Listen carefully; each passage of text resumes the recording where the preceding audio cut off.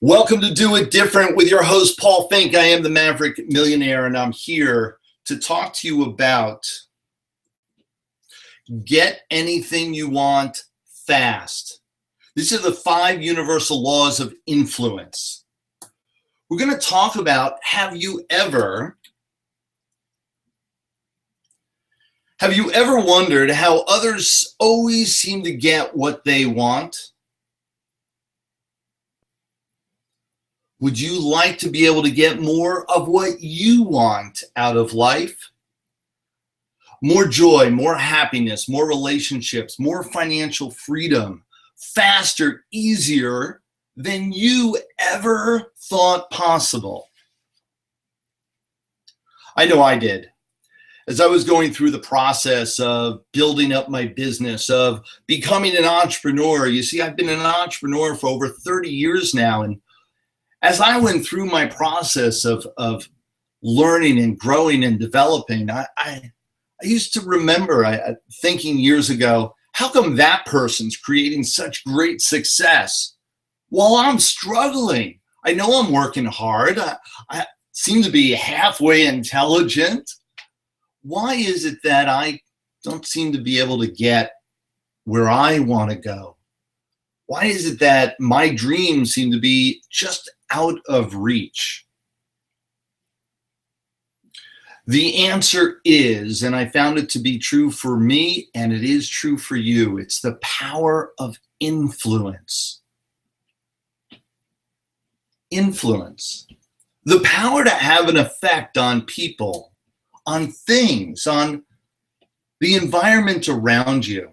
The power and the capacity to cause an effect in indirect and intangible ways. The act of influence, moving people without force, inspiring them to do it on their own.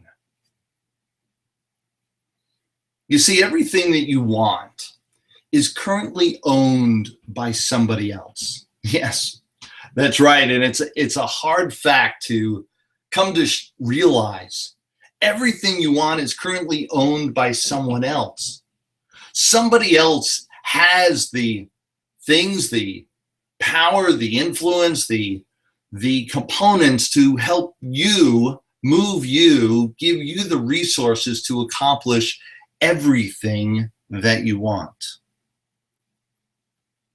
For you to get access to it, whatever it is for you, you must learn to influence others, to influence them to share it with you, to give it up freely. Now, I want to make sure that we're talking about the ethical use of influence. There is unethical uses for all that I'm going to train you on. I want you to learn to be ethical in the use of it. And when we do, we entice others to give you exactly what you want, when you want it, for the mutual beneficial outcome. So it's really a win-win. So it's really a situation where they are receiving as well as you. You see, once you learn to influence, everything becomes easier. Everything becomes a joy. And here's the really great news. I know, this sounds like an awful lot, only I will tell you, anyone and everyone can do this. Anyone and everyone can learn these techniques, learn these strategies, apply them into their business, and create empowerment for themselves, abundance for themselves, and create that life of your dreams, whatever that looks like for you. There are actually universal laws that govern how people respond to you, how we all interact and engage with one another. Now, you're asking yourself, what are universal laws? Well, universal laws are those laws that apply across the board. It's a law that applies to everyone equally. It doesn't matter who you are, where you come from. It doesn't matter your social economic status. It's equal for everyone. It's kind of like gravity. Gravity is one of those universal laws. Gravity applies to everyone equally. A ball is thrown. That ball will drop to the ground at some point. That's for certain. It doesn't matter what social economic class the person came from that threw the ball. It doesn't matter whether they were tall or short, fat or thin. It doesn't matter what race, creed, or color or religion they are. It's going to fall to the ground. These universal laws are exactly the same. They apply to everyone equally. It doesn't matter who you are. So I'm going to share with you these 5 universal laws for you to apply into your life and into your business. And we're going to talk about how that's going to happen. Universal law number 1 is the law of reciprocity. The law of reciprocity states that people are more likely to comply with a request from those people who have provided something first. Well, that makes sense. So you do something, they're going to do something in return of equal or greater value. Law of reciprocity. As you give, you will receive. This action by you, whatever you do to give, creates a feeling of obligation in the other person, a compelling give-take equation, so that as you give, they will give in return. So here are some examples. So when you say, for instance, and this is how the law of reciprocity shows up in our environment, when you say hello, doesn't someone usually say hello back? When you say good morning, it doesn't matter where you are. It doesn't matter what environment you're in. 9 times out of 10, they're going to say good morning back to you.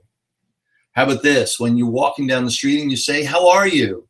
Walking into your office and you say, how are you? People are going to respond in kind, and they will ask you, how are you? And you'll end up engaging in a conversation.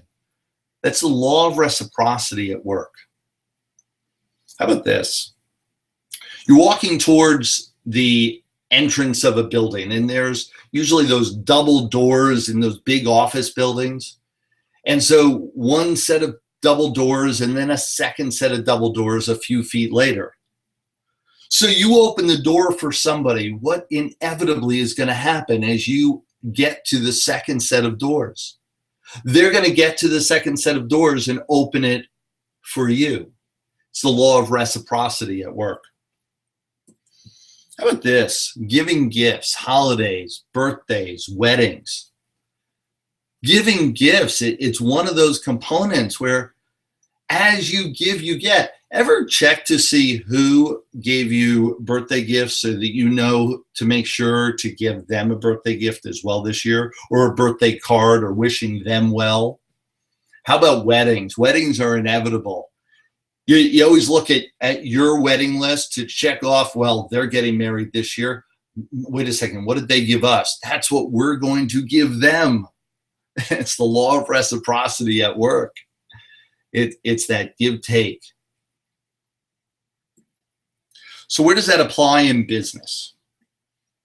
In business, as you give free samples, maybe free reports, which is information, giving of yourself first to your prospects is what in turn engages them to then want to do more business with you, or getting them feeling obligated to do more business with you. This happens all the time. You look at companies like Costco and BJ's. They're infamous for giving out free samples, and so they'll have all these sections around their store where they're giving out free samples of the food. And as you're giving out those samples, you're obligated. You feel compelled to buy more or to buy something from them because of that obligation of reciprocity kicking into gear. As you give information, and information's an interesting thing, is that the more information that you give, also often over the years, and I've been in multiple different industries, people want to hold their information. Oh man, this is precious. This is just something that I found. I did the research. I accumulated all this information. I'm not just going to give it away. However, what I found is when you do, people are more likely to do business with you than anyone else.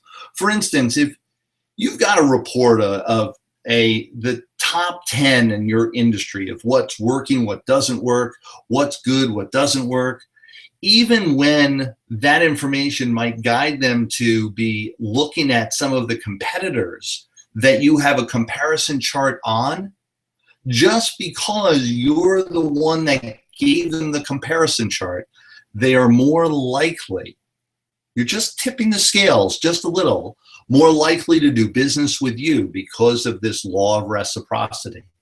Learn to share the information readily.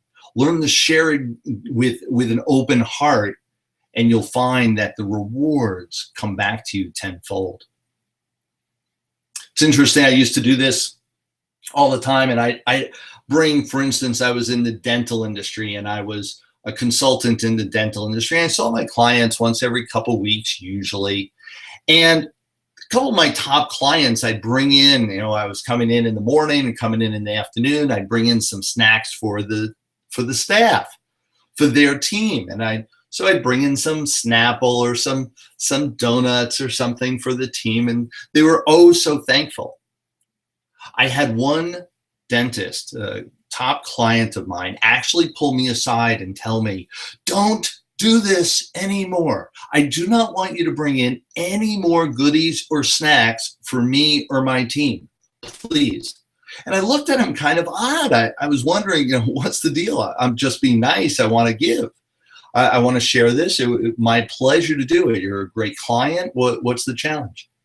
He said to me, without using the terms of law of reciprocity, he said, it makes me feel obligated to do business with you. Although I continue to do all my business with you, I don't want to feel obligated to do so because you're bringing me some Snapple. And so he actually held me back from giving gifts because it just made him feel too obligated. This law of reciprocity was kicking in so severely for him, he actually noticed it and put a halt to it. That's how powerful this information is. So apply this business application, figure out what in your business you can be giving for free, what in your business you can be handing out to the clients, to your prospects readily so that they are ready and feel more and more enticed, influenced, if you will, to do more business with you.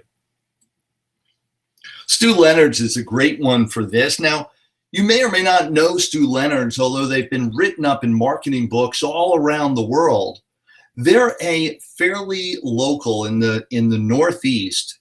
They're started off as a dairy farm of all things. A little stand with some fruit and some milk and cheese and just standard stuff that you would find in any little fruit or vegetable stand. And that's how they started, and they began to grow. And they began to grow so large that now they are number 64 of the top companies to work for in the country. That's insane. They only have a few stores in the Northeast, and yet they're one of the top companies to work for in the country. Here's why I bring it up. Now, they started off as a dairy farm, and they decided that they had two rules. Company policy now, and it's on a big rock in front of every one of their stores and in front of their corporate office. They have two rules for engaging with customers. Rule number one, the customer is always right. Rule number 2, if the customer is ever wrong, reread rule number 1. They got so popular because as a dairy farm, can you imagine maybe you buy some peaches. In a couple days, they go bad. You bring them back, say, these are bad peaches. And Stu Leonard's will give you your money back. They didn't argue. The customer is always right. So their return policy was extremely liberal. Matter of fact, it was the best of any dairy farm ever in existence. They would give the money back for anything, do exchanges for anything you had complaints on, no questions asked. Because of that, they grew to such fame and fortune that they became one of the top companies in the country. Imagine that, the reciprocity. Now, what were they? It wasn't necessarily that they were giving free samples, although they do in their store. What really struck everybody is that it wasn't free goods or services necessarily. What they were giving was trust and loyalty first. They trusted their customers. They trusted them to be telling the truth. They trusted them to be forthright. They trusted them to be fair in their engagement with them. And in turn, their customers trusted them and were loyal to them as well. That is the law of reciprocity at its best. Pay attention to these examples. Universal law number 2. Universal law number 2 is the law of commitment. Now, the law of commitment, once you have made a commitment, you will justify it and act in support of it more and more and more every step of the way. You will be more willing to move in a specific direction when it's consistent with your existing commitment. So the more you commit to something, the more likely you are to continue to commit to it.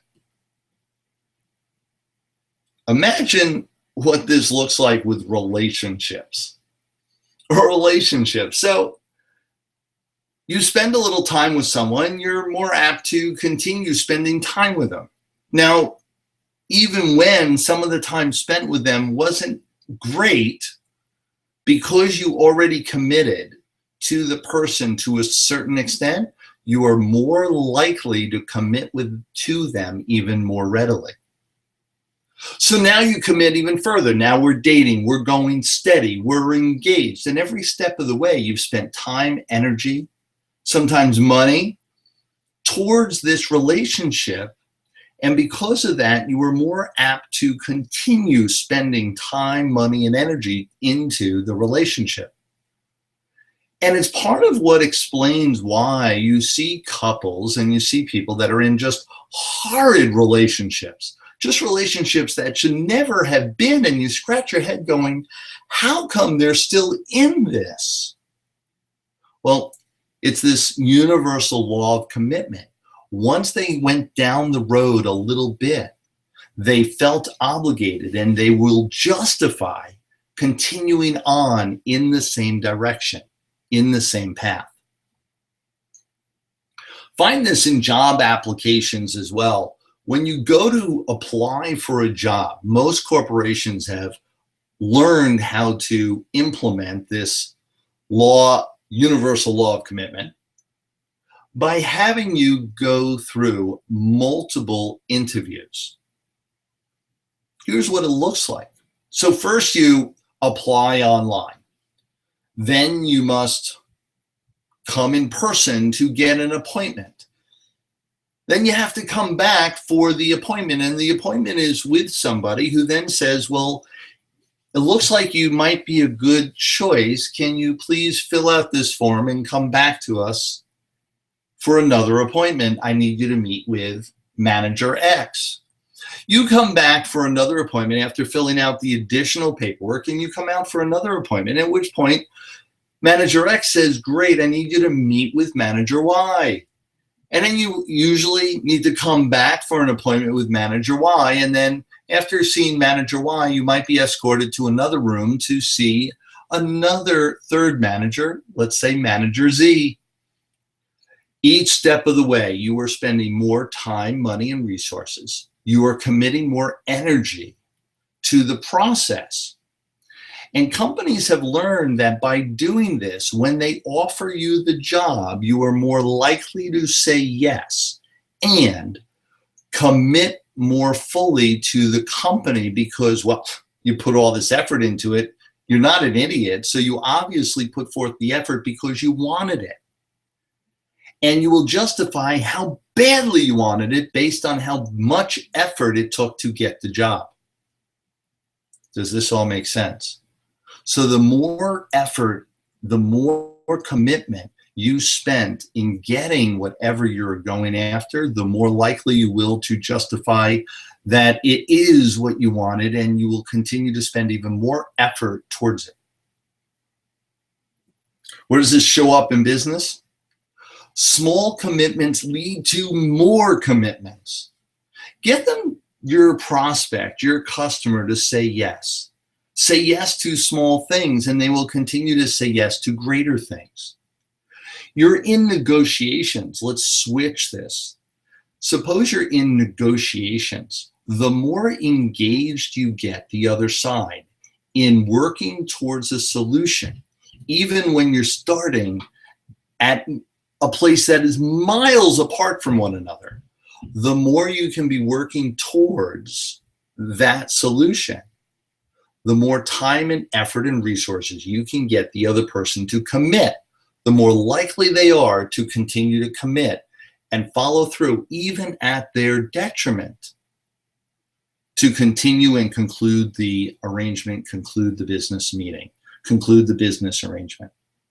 They will do whatever it takes to bring it to a head, bring it to closure, because they already spent the time and energy, and they've got to justify the time and energy by actually showing some sort of results from that time and energy.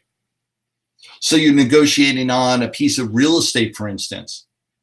Get the other side to commit to multiple phone conversations, multiple meetings, one meeting after another. Chances are they will absolutely give up somewhere along the way and give you concessions that you never thought were even possible, just because they'd already spent so much time. They weren't going to walk away from this deal now.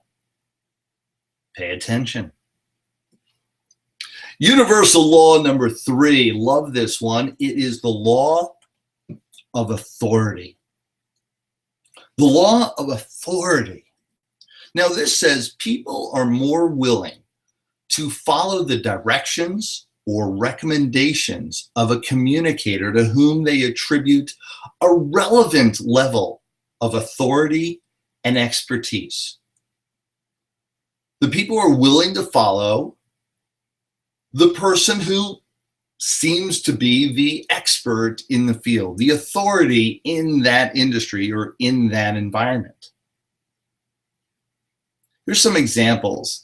Doctors, as soon as you put doctor in front of your name or MD at the end of the name, you are considered an authority and people will listen to you more readily.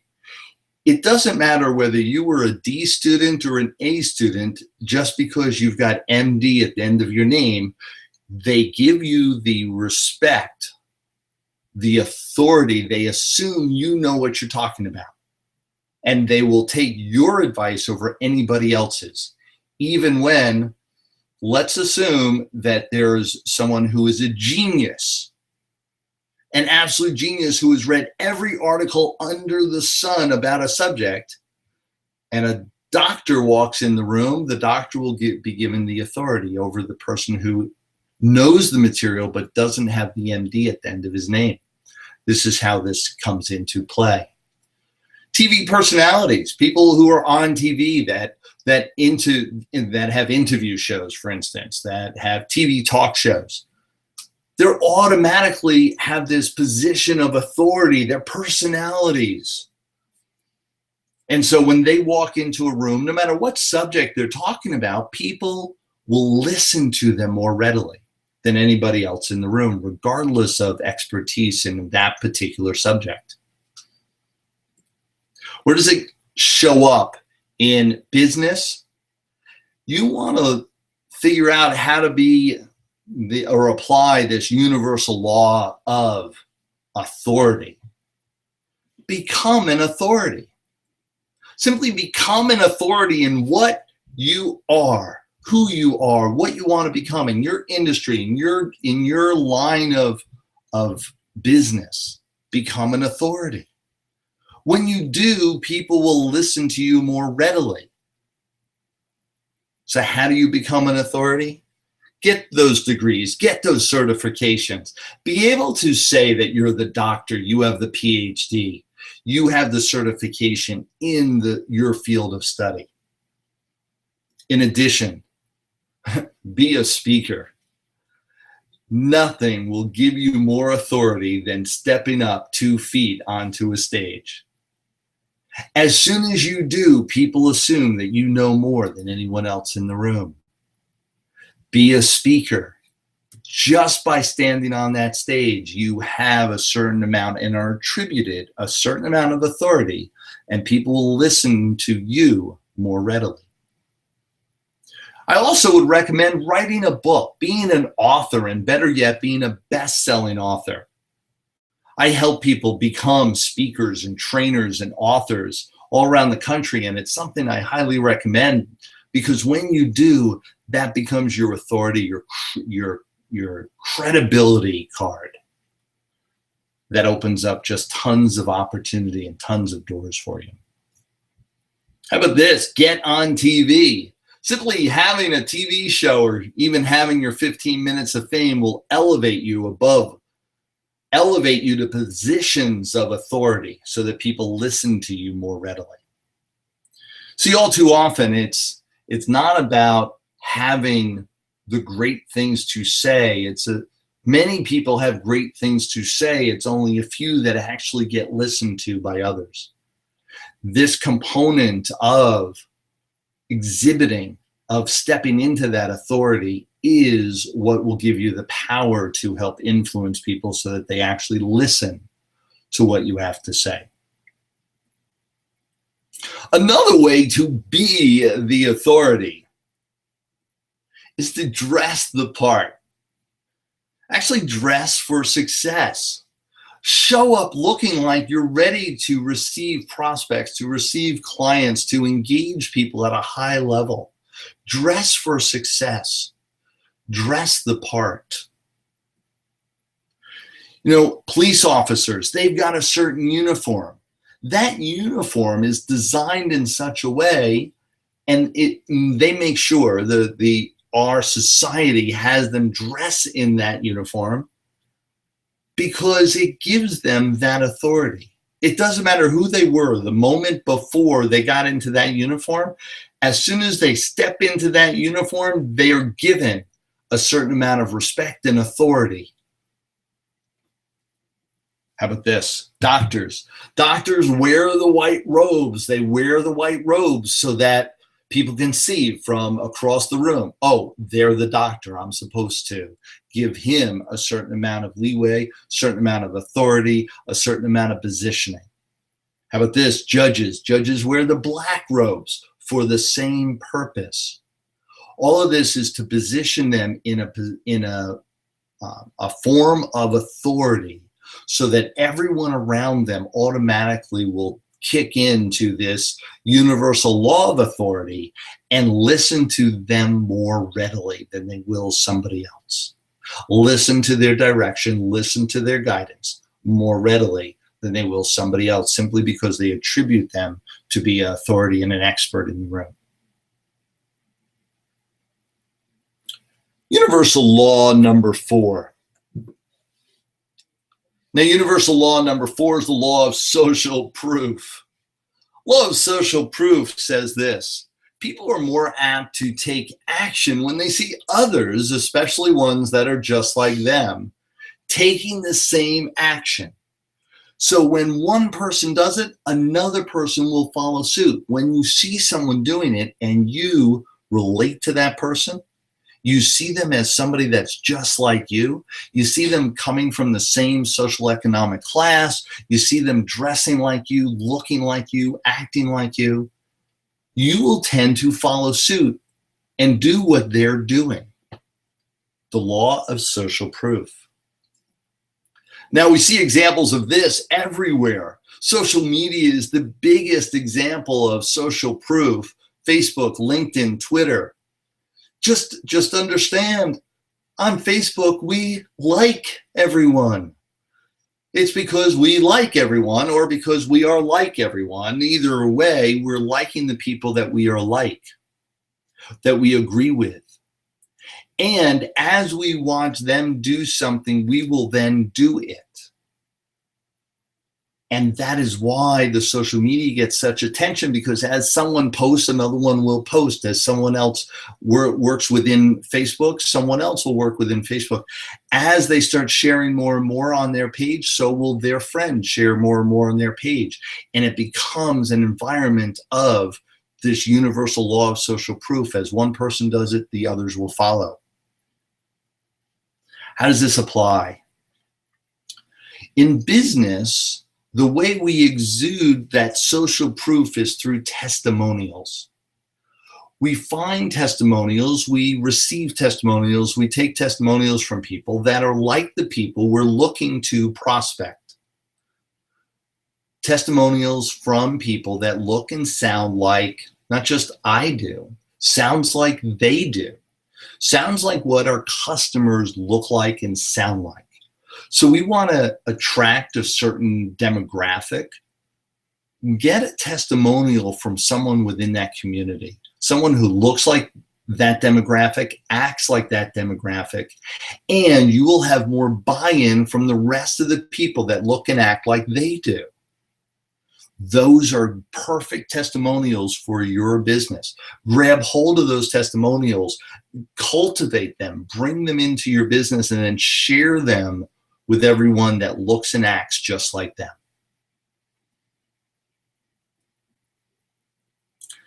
Universal law number 5. Universal law number 5 is this law of scarcity.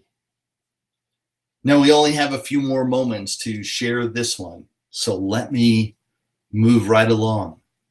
Law of scarcity.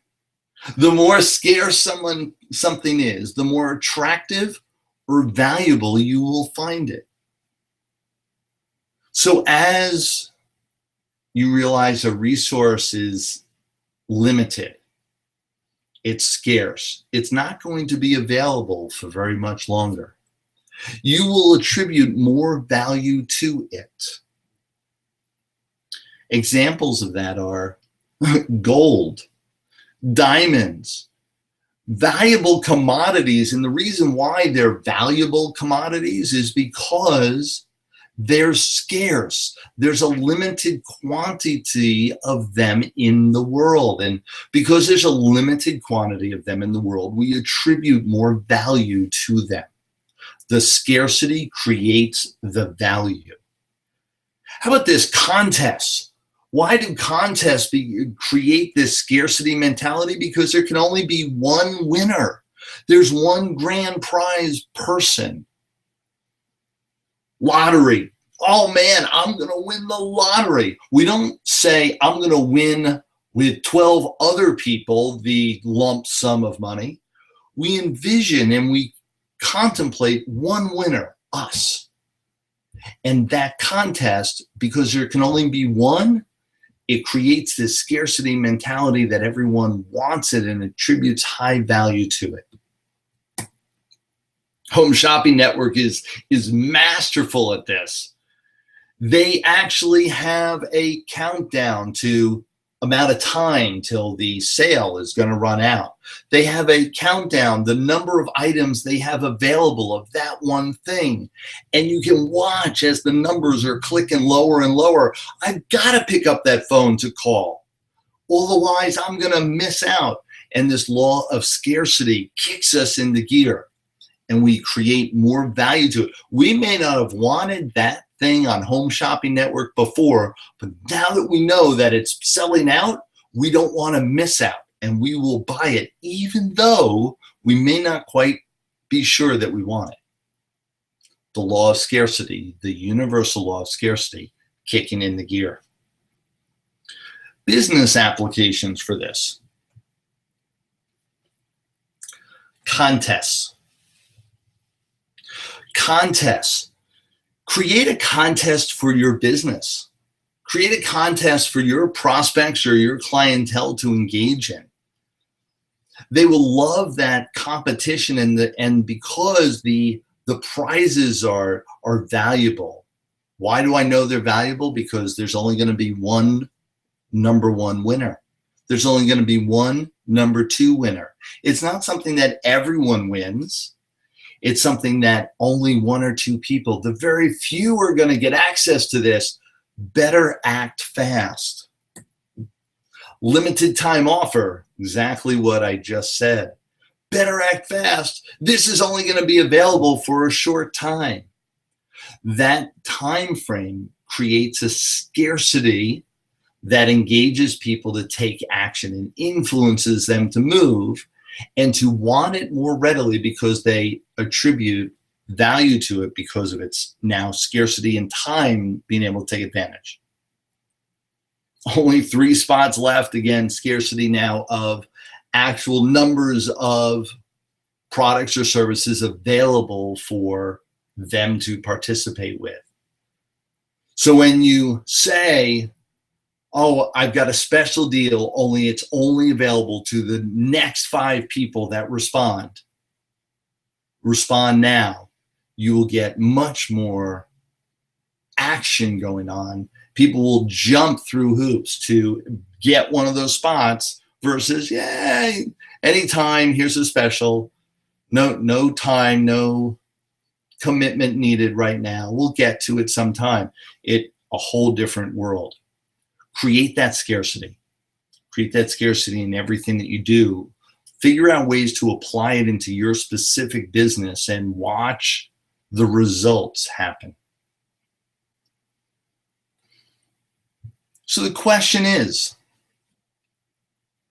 do you want to get anything you want and get it fast? Do you want to create an abundance in your life? Do you want more money, more joy, more happiness? Apply the 5 universal laws of influence.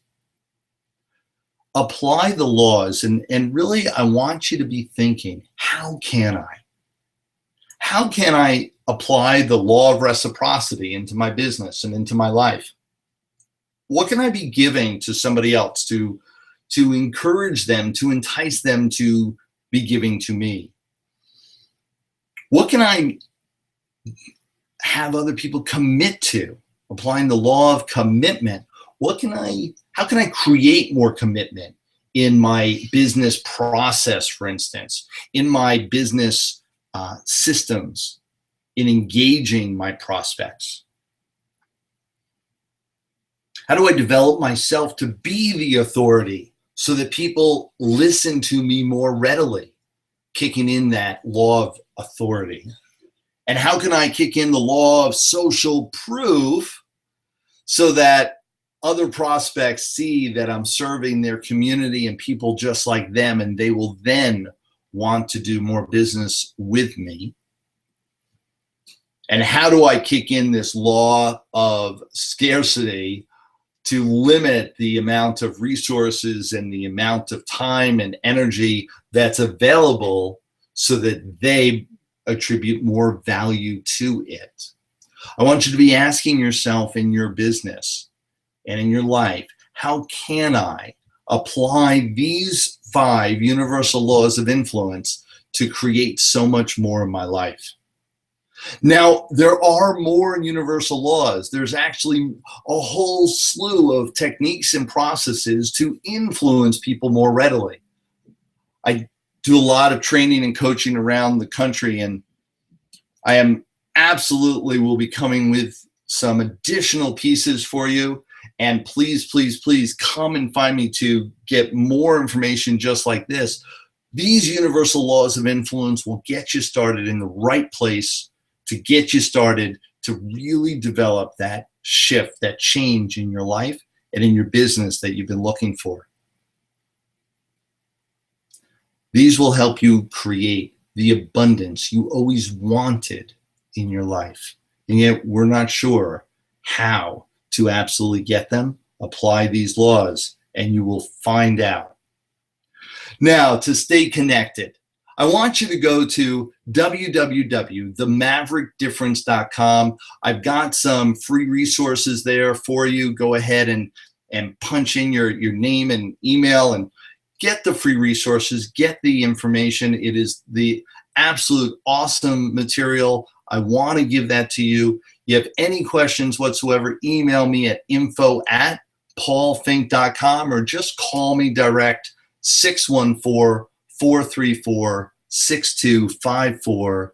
I want you to do it different. Create yourself for this abundance. Apply these laws, apply these rules, and apply this information.